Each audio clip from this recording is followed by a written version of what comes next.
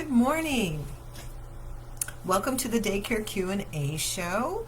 I'm your host, Adrienne Bradley of Thriving Childcare, and thank you for joining me here today. If you are new, welcome, and if you have been here before, welcome back. And please send me some hearts and likes so I can see you. I'm still struggling with this Facebook dashboard, so I'm figuring out some things, but it could be better. Put it that way. It could be better. So, but yeah, leave me some hearts and likes so I can say hi. And thank you personally for joining me. So, let's see. I start off usually every show with some housekeeping notes. And I'll do that again. If you've been here before, you know that I every week I say that the jingling noise behind me are my dogs. And I say that because I want you to know they're there, because they might bark at any moment. Well, one of them anyway, if there's a noise or whatever. So I just want to make you aware that that might happen. I'm not just saying that. They've been pretty good this morning, so we'll see how it goes. Do you have animals or like cats and dogs that are around your daycare?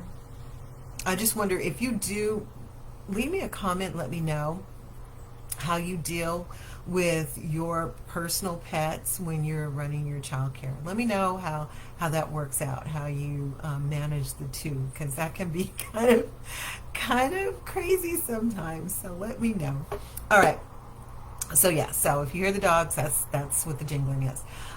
Secondly, I know I probably don't have to say this, but I said it last week for the first time, and I think I'll continue to say this because I want everybody to understand that the questions and the issues that are submitted here for the show that I wind up responding to are from other providers. They're from other fellow childcare providers, but the opinion and the advice are my own, and it's either something I've experienced or something I've researched. But feel free to take what works, what might work for your business, and leave the rest. Something else might work better for you, something else might work better for someone else. These are just my opinions from my experience, my 20 years experience running my own business and dealing with some of the same issues that providers send in to ask my opinion on. So you're free to work to run your business any way that works best for you. I know you know that. I just wanted to reiterate that. Okay. And last, we'll be having our giveaway. I will be giving you promo codes sometime during this episode. All right. So let's see what's going on in the Thriving Childcare universe. So first of all, this show is sponsored by the Provider Planner and Organizer, and that is our luxury planner that is just for childcare owners. We still have a few of our striped planners left. The floral, we have 3 different covers for the planner. The floral is sold out, but the striped, we do have some of those left, and I know we have some blue covers left, but the striped ones are on special right now. So I will leave a link in the show notes, and you can go over and check that out. Right now is a great time to get your planner. Some people think of just using a planner at the beginning of the year, and I know why that is. We want to have a fresh start to our year, and that's why that's when we make all these plans for the year. But if you're smart, you'll get ahead of the curve and get your planner early in the season so you can be ready, boots on the ground, in January, and you don't have to start scrambling for what you want for the rest of the year. This way you get time to plan it out, actually make a plan for the coming year. So planner season actually starts August 1st, and that is called Planner Day. It's actually National Planner Day. So next week I'll be talking more about what we've got planned for that. because we are planning to celebrate that and help you plan out the next year in advance, so you don't have to think about it during the holidays, and right after the ball drops, you can get started with your fabulous New Year plan. Okay? All right, so we'll talk about that next week, but right now the stripe planners are $20 off of the stripe planners, just the stripe planners, not the blue planners. And again, the floral is already sold out. So I will leave a link to that, and you can go check that out when you get time. Okay. So this morning, I'm going to dive into some questions that were submitted by some daycare owners. I will again take off my glasses because I know the glare is coming from my screen, and I've got something coming, just hasn't arrived, and that should fix that. But anyway, so before we get into the questions, I just want to say that is what we do here. That is what the show is centered around. My primary goal is to address whatever is on your mind, whatever problems or issues, or if you just want to vent, that's cool. I love that. I love a vent. I love a good rant, but as I've said before, I love resolution to a rant a little bit more than just a rant. So that's what I'm hoping to provide here for you. So with all that said, let's get into some of the questions that we have for today. And again, I'll leave a link because you can always submit your questions early, and even if you can't make the show, I'll address them here on the show, and you can catch the replay. The replay is available on our YouTube channel, usually the following day, the following afternoon. So tomorrow afternoon, this replay will be up. It'll come down from our Facebook page, but it will be available over on our YouTube channel. Okay? All right. So let me get started. The first question says, and I'm going to be looking at my notes, so I'm looking down. Hi, it's Lisa. I think I've talked to you before, Lisa. Hi, Lisa.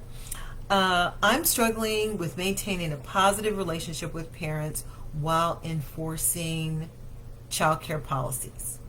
What are some effective ways to communicate policies without sounding too strict or confrontational?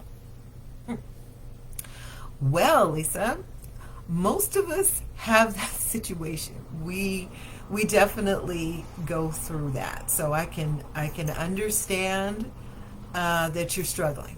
I can definitely understand that. And at least you realize that you do need to enforce your policy. So I want to give you major props for that, because as I've said before, I think a lot of people, a lot of clients, and just people in general think that some of the policies that we have for our business, we just pull them out of thin air. Like there's no rhyme or reason behind them. When in fact, most of the policies I know for my business had everything to do with mandated rules and regulations that I had to follow according to my license. Okay? Not to mention health and safety issues. Most of them are mandated things. Now, there could be some that are particular to our businesses, like our drop off and pickup policies. Those can be, very customized to our businesses, but a lot of the policies are absolutely mandated, necessary to have in place. Okay, so I want to give you big props for realizing that you need to enforce them, and that you're obviously willing to enforce them. Okay, now what I wound up doing over the years is refining my policies, and I think a lot of us do, right? We'll start off with some blanket policies that we're told we need to have, and like I said, some of them are mandated, and some of them are just ideas or advice that we get from other sources. Maybe you get them from our website, maybe you get them from other websites or other providers, and we put those things in place, but they haven't been tested. They haven't come up against the real issue, right, at that time. And then over time, you will have those incidents where they are tested, and then you might find out that you need to make some tweaks. And that's what happened to me. I think that's what happened, like I said, to a lot of providers. We wind up making changes over time to these rules that we have. And I would say what I found in my business, the easiest way to, well, not easy, I don't think it was easy, but one of the most effective ways, I'll say, to get parents to remember and comply with these policies that I had, or these procedures that I had, was to put them in various places. So typical places would be in your handbook, in your contract, but when I would meet with them at tours, if there were some big procedures or policies, maybe it is the working hours. Okay, so the times that I'm open and the times that I'm closed, or the amount of hours that they had access to the childcare. For my business, it's different than my working hours. They had 9 hours within that time frame to use. So that's something that I would make sure to bring up at the tour. There are policies interwoven into my website. So that, and I think we think some things are, I want to say they're policies, but you might not think of them as policies, right? Right. What I just said, my hours of operation, those are policies, essentially. So having that on my website kind of reinforces what they are, and they're there and available to be accessed by my clients, or future clients, or potential clients. During the tour, I would have a number of questions. I've talked about that here on the show before, a list of questions that I would ask the parents, and so that we could get some clarity if there was something that I found that was in opposition to anything, any policies or anything that we do here at the childcare. So putting them in different places. I also put random policies in my newsletter. I might put it up on, I already said my website, but I might put that up on social media, maybe some reference to it. I might put it up on my Facebook page or something. And a lot of providers might want to give me pushback from that. It's a lot of work. And it is more work, but I found that, and there are studies that say that people don't remember things unless they hear them multiple times, and I think it was something along the order of 7 times before we actually, remember it. And so I figured that the more places I could put it, the more times they would see it, then the more chance of them complying with it. Now, that was just for my business, but I did find over time that I felt more confident, and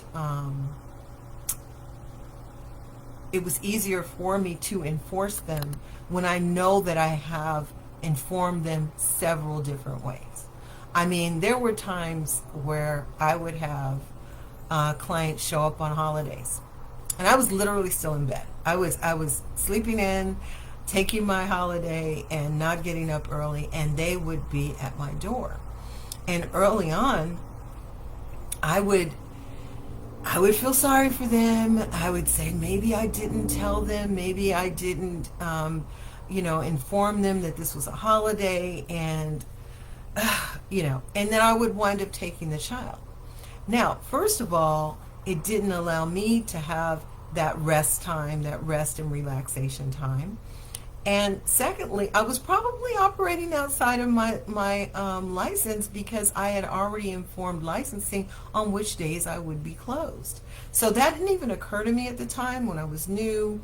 I was, trying to figure this whole thing out. And that's why I say that it's good to revisit these things, your contracts, your handbook, your policies, your procedures over time. Maybe once a year, maybe when you first start, maybe once a quarter, it wouldn't be bad to look at some of the biggies and decide if you need to make some changes, okay, if you find that parents are not complying. So this is a long answer, and I want to get on to a couple more before we run out of time, but I definitely understand struggling with this issue, but I would say consider some of the ideas that have worked for me, and test them. See if that can work in your business, and then, like I said, go back and tweak them once a quarter, at least once a year when you're first starting out, and see if you need to make any changes. But continue to enforce them, Lisa. Okay, we have another question from Anonymous, and they say, how do you handle separation anxiety in young children when they're dropped off at daycare? Any tips for making the transition smoother for both the child and the parent? You know what? When, I don't know, I think it was early on when I started, but there was this book, and I had it. It was a really, really big book, you know, one of those big, gigantic books. And it talked about saying goodbye. I can't remember the name of the book. If I find the name of the book, I'll put it in the show notes, because I can't remember the name of the book. But it was such a cute book, and we would read it to the children, and we would do that as a morning book, a morning reading. Like when they were arriving, we would read it to them. But another thing that over the years I found worked was to let the parents in on this. Let the parents know that the child is having separation anxiety. Now, they probably already know this because there might be a scene at the door when they leave. And if this is a new client, if this is a new child, then you kind of expect to see that for a while. But once they get used to the environment, once they get used to you and being around the other children, a lot of times they just will run in the door, and they'll get over that separation anxiety. Now, what I will say is, over the years, I found that it wasn't so much the child having separation anxiety so much as it was the parent. And what I mean is, the parent, like I just said, sometimes the children would want it running in and looking forward to seeing their friends, and just leave the parent at the door to sign them in, and they would be ready to start their day. I had some clients, some parents, that would get really sad that happened, that their child wasn't missing them, and that they wanted to say goodbye for 15 minutes at the door. And so I wound up talking to the parents about, you know, preparing the child on the drive over. Maybe when they're getting dressed at home, to say, you know, we're going to Miss A's,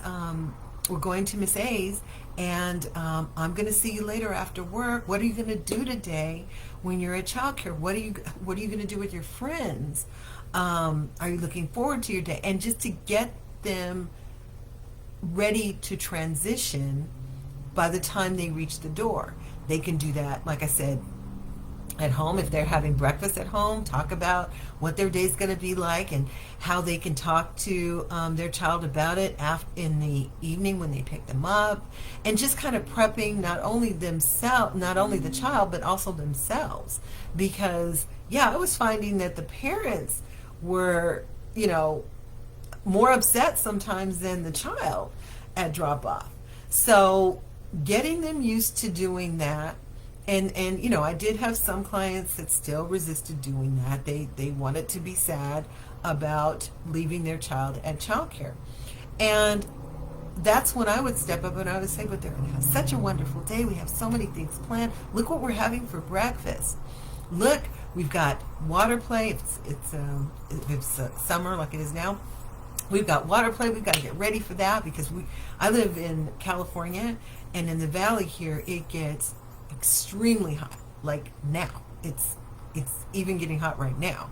So we would go out and we would have our water play first thing in the morning, because it would get too hot in the afternoon. So when they would be arriving, we would be talking about that because that's about to happen. So talk to your clients, maybe give them some inspiration to help their child with transitioning when they get here, because when they get to childcare, and prepping them early in the morning for doing just that. Like I said, even the drive over, getting out of the car, they can be prepping them. And eventually both the child and the parent do get used to it, thank goodness, and you don't have so much of that separation anxiety. But initially you can see that happening, and maybe try some different techniques for getting both the child and the parent used to doing that. Okay, let me move on before I run out of time. Okay, hi, next question. Hi, I'm Emily. I'm struggling with time management and finding a work-life balance as a daycare owner. How do you juggle the demands of running a daycare business and taking care of your personal life? That's a biggie, Emily. That's something that most of us, almost all of us, have had to deal with that at one point or another. And when you first start, or in your first year or so, that can be really hard.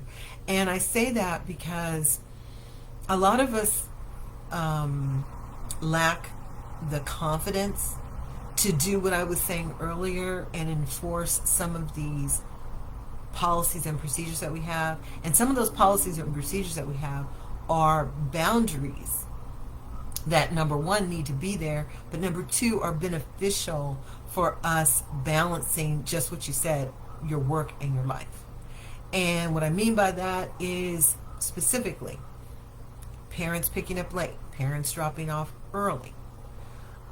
Those kind of things can bleed into your personal life, because if you weren't expecting them to be there that early, you might have been dealing with your own family. If you weren't expecting them to be there later, that might impact something you were supposed to do with your family, or you fixing dinner or something in the evening. And so early on, by us being a little bit too flexible with some of those policies and procedures that we were talking about earlier, it can lead to burnout. It can, and you will struggle with it, because what winds up happening, I figured this out, and I need to go back and make sure I have my numbers right now, because it's been a while since I did this, but I figured out one time that at the end of the year, or in the calendar year, that childcare owners,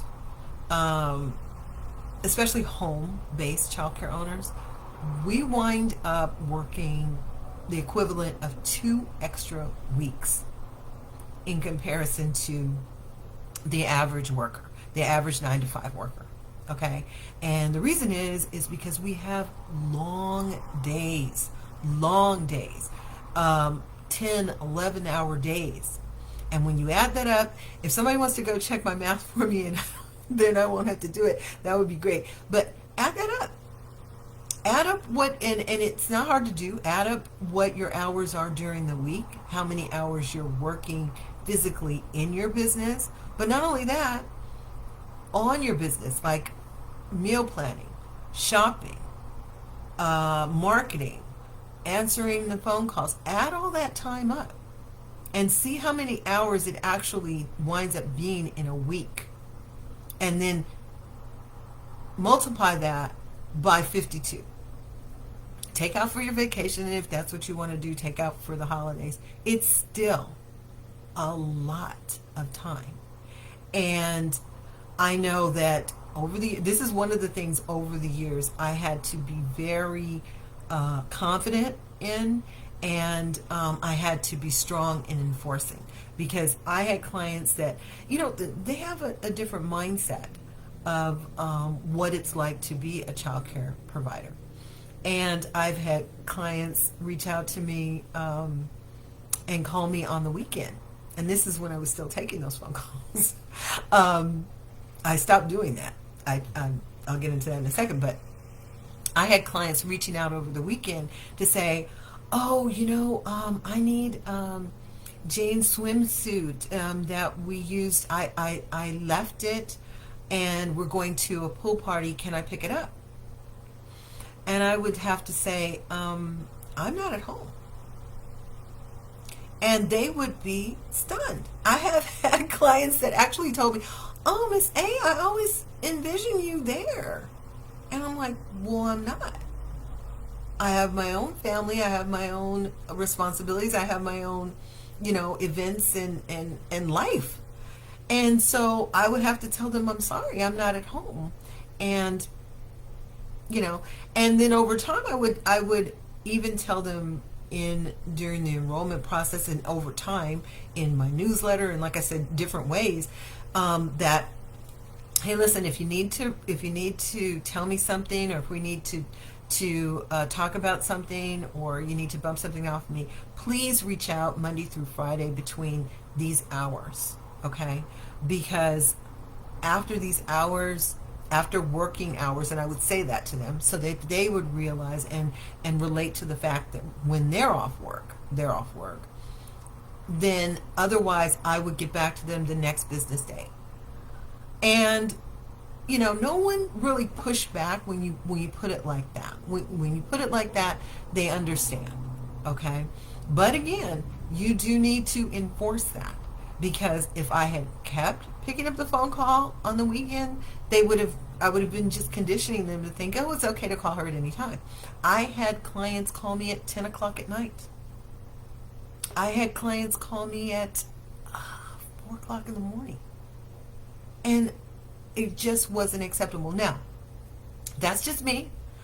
If there's some people out there that feel like whenever the parent wants to reach out to them, that they should be available to that, I would push back on that, because I would say that there's no other business on this planet. Well, you might be able to reach call centers, but for the most part, businesses have working hours. They have open and closed hours. And when they're off hours, you've gotten the messages to say, we'll get back to you on the next business day. And so I adopted that to set up some of these boundaries. And so I think it was Emily, I would say, figure out where some of those time boundaries are being crossed and see what you can do to eliminate that. And again, if that means you enforcing your hours of operation, if that means you enforcing, and sometimes, it's just a matter of giving your clients more information. Sometimes I would tell them how they could best reach me, okay? In other words, if it wasn't an emergency, go ahead and send an email. But Monday through Friday, and not only just when I'm off work, maybe I'm working with the children, okay? And I'm not taking marketing calls or answering calls from prospective clients when I'm doing a project with the children or fixing breakfast or something like that. So understanding where the boundaries are being crossed is a good place to start, Emily. I would say look at where that's happening and what you can do to get your clients to understand that there's a better time to reach you and that you do have these boundaries, okay? I hope I explained that right. I hope I explained that so you'd understand it. Let me know.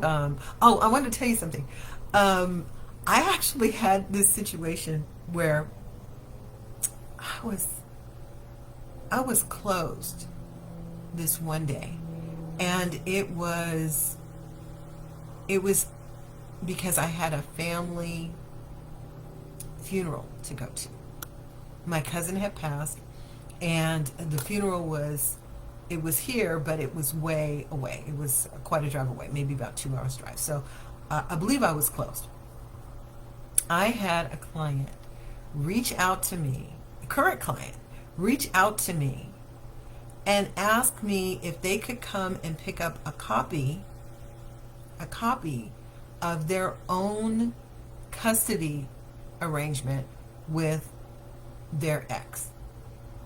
Now, first of all, I don't know why they couldn't put their hands on their own copy of their custody arrangement, but whatever.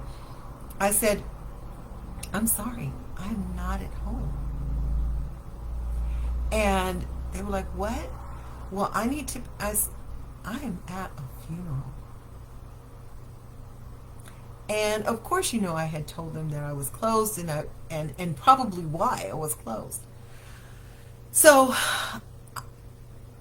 and I should not have even answered the phone call. Okay, because in my mind, because I had informed them this was a family event, and I shouldn't even need to explain that. I was not open.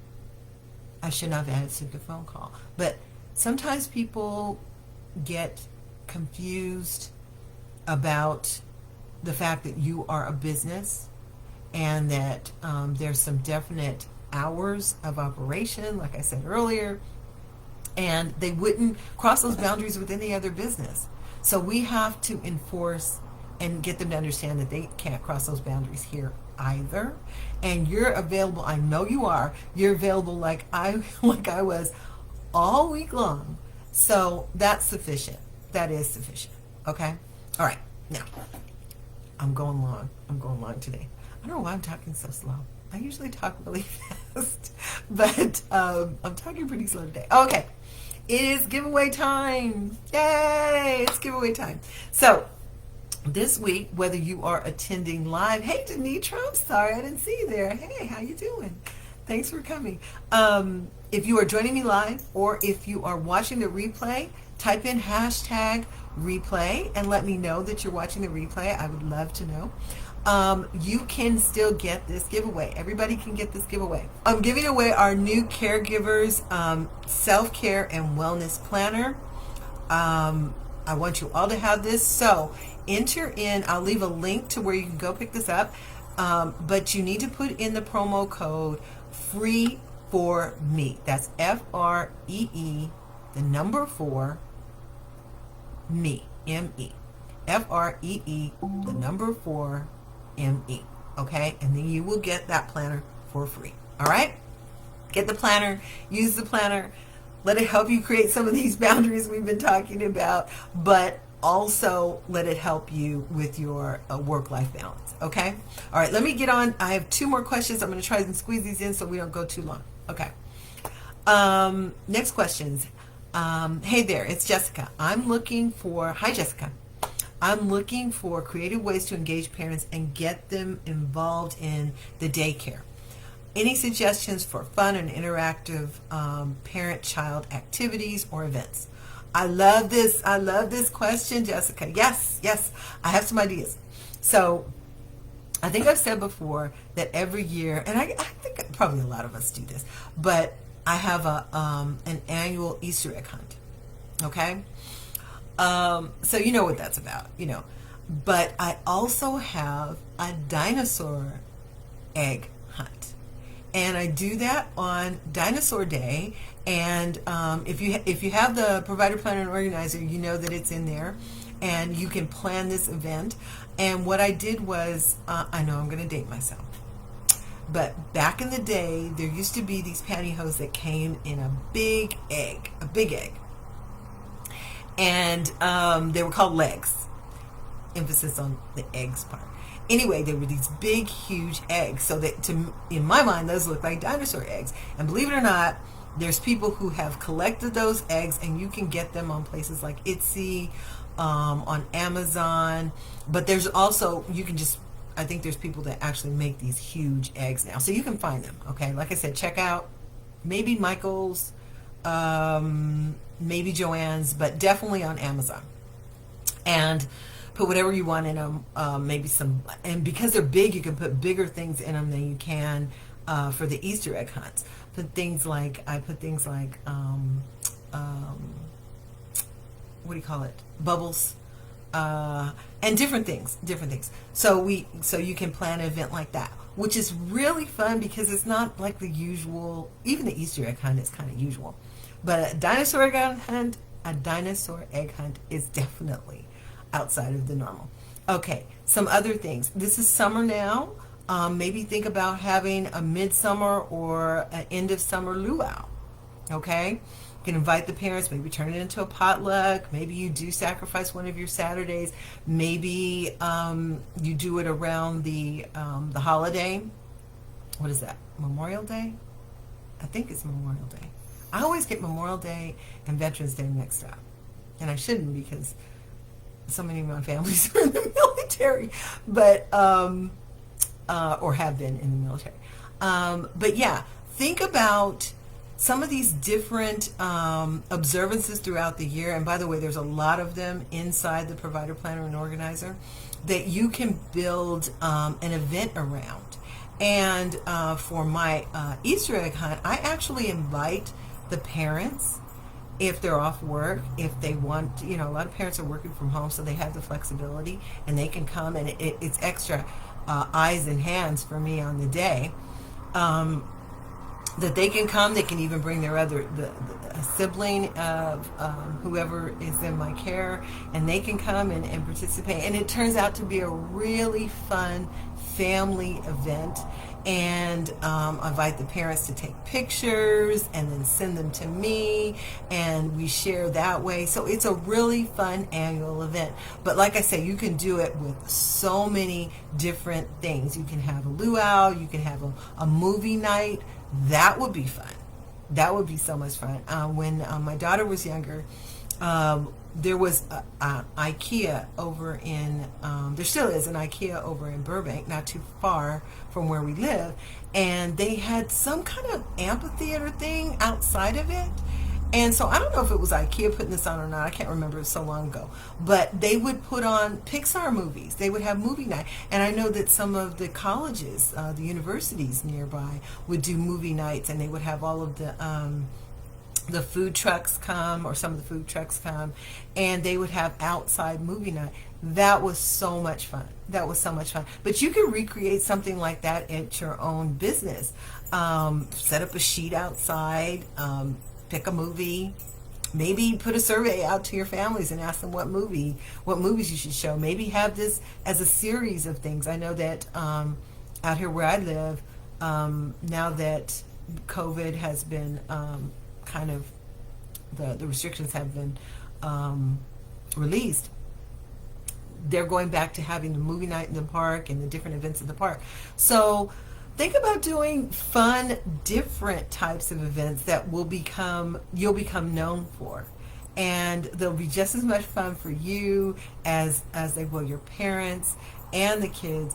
And not only that, it's a sense of community. I mean, can you imagine your parents sharing that with their coworkers, with their family members, this event that they've attended at your business? So let me stop, because I'm getting so excited about that. I don't want to keep talking about it, but I have one more question and I want to let you go because I've gone 5 minutes too long. Next question, last question, is from Alex. She says, I want to establish a positive nap time routine in my daycare.